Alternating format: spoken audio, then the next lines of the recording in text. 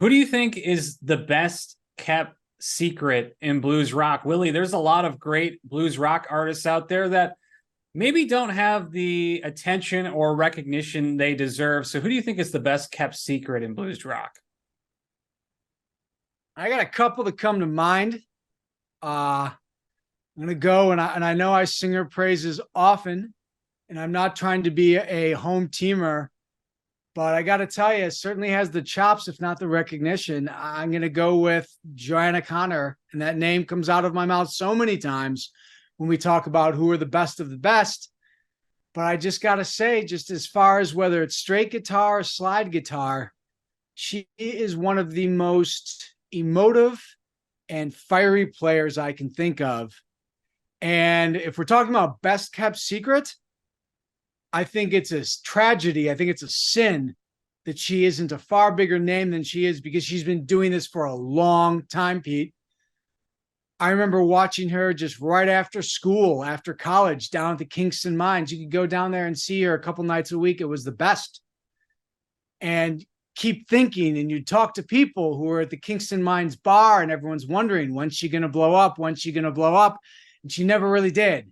She's got some couple clips on YouTube that have gone huge amongst the people. If you know, you know, they know. But I think she's a pretty unfortunately kept secret, and I wish she wasn't such of a secret.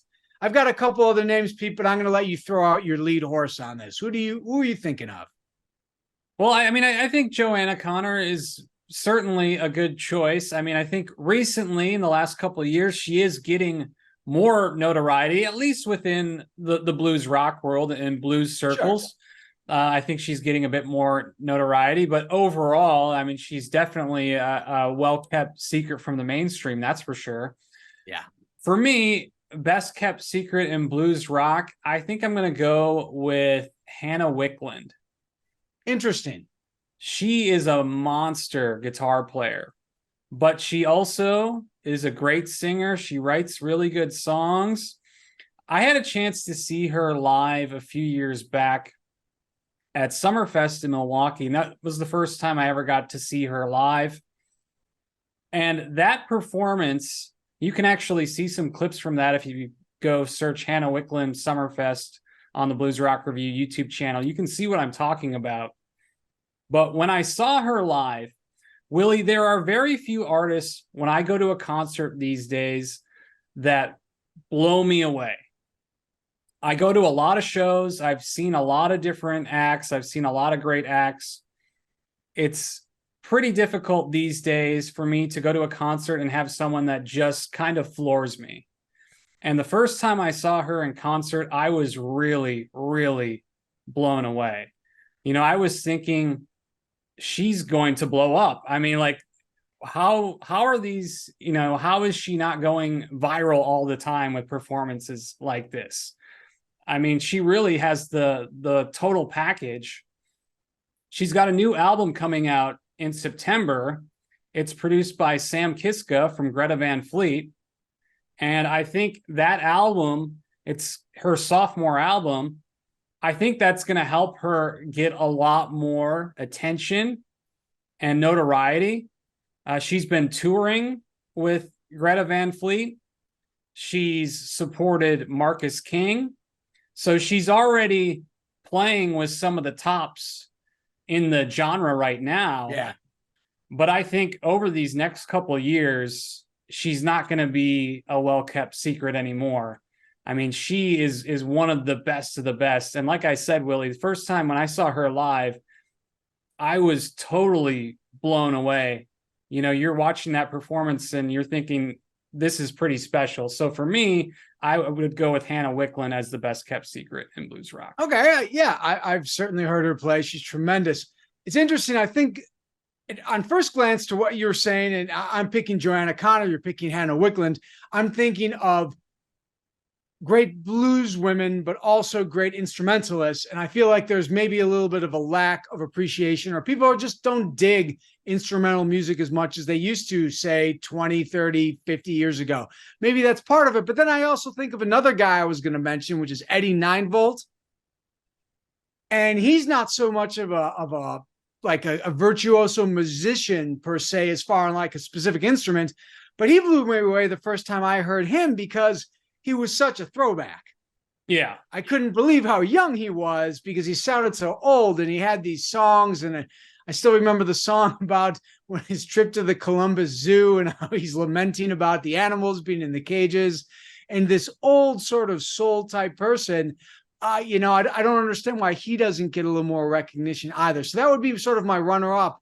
Pete, you want to throw in one last name here to go against my two who are the best kept secrets? Yeah. Another one that I'll mention, underrated blues rock band, The Damn Truth. They're out of Canada.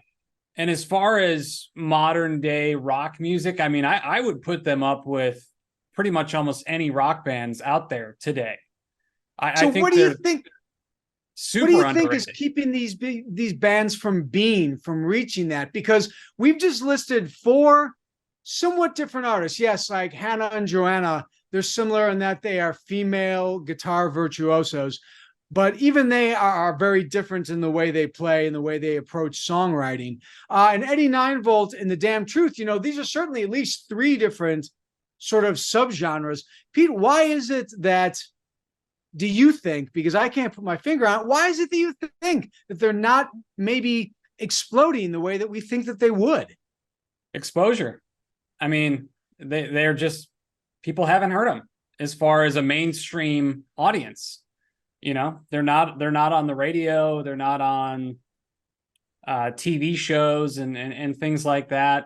So, I mean, you got to get on, and some of them are getting on some Spotify playlists and whatnot. But at the end of the day, I mean, it comes down to exposure and how much money is behind that artist. And when a lot of these artists have, they've some of them have gone with labels and some of them have gone the independent route, and when you're an independent artist, it is very difficult. I mean, there are not a whole lot of Joe Bonamassas out there who build a super, well-oiled machine as an independent artist. It's hard. You got to have a good team behind you too. You can't just be a great artist and have awesome music and expect to get a huge audience. It doesn't work like that.